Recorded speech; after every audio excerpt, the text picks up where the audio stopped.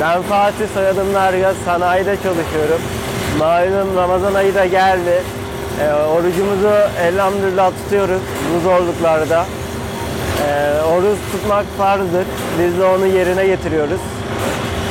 Sanayide çalışmanın zorlukları var. 10 saattir sanayideyiz.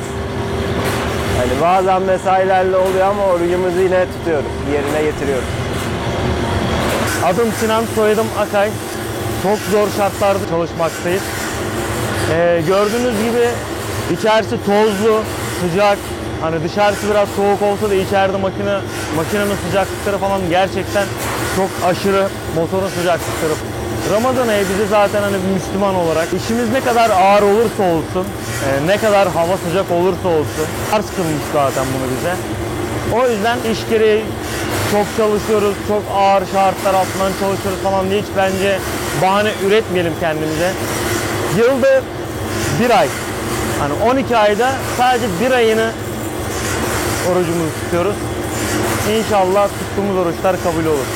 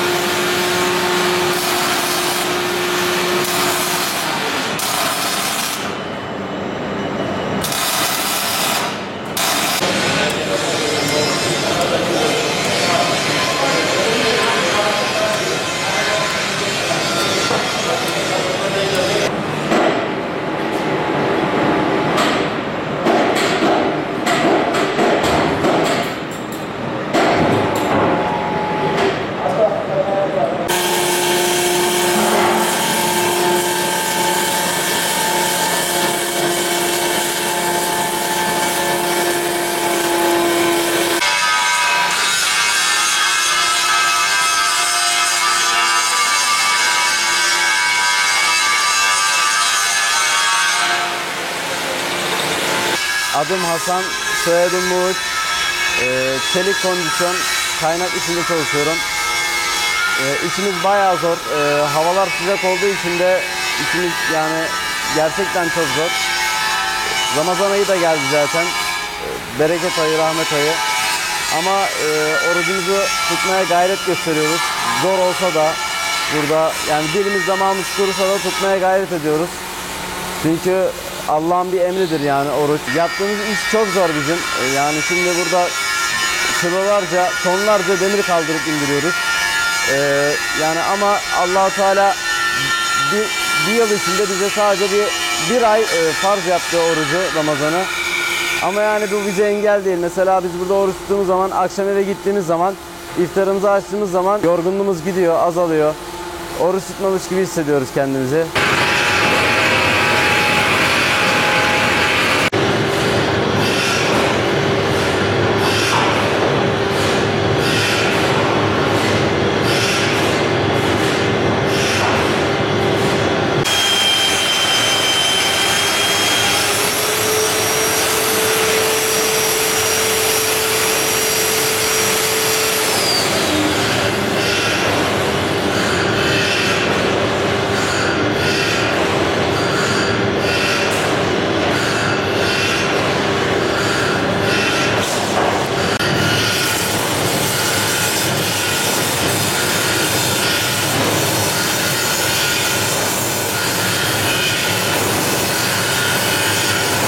Adım Levent Karabulut.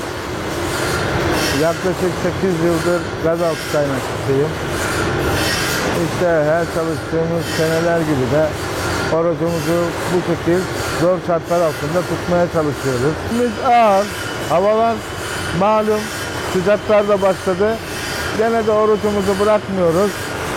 Tutmaya gayret ediyoruz. Ne kadar içimiz ağır olsa da kaynaklarda sıcak böyle üflese de gene de orucumuzu tutmaya devam ediyoruz.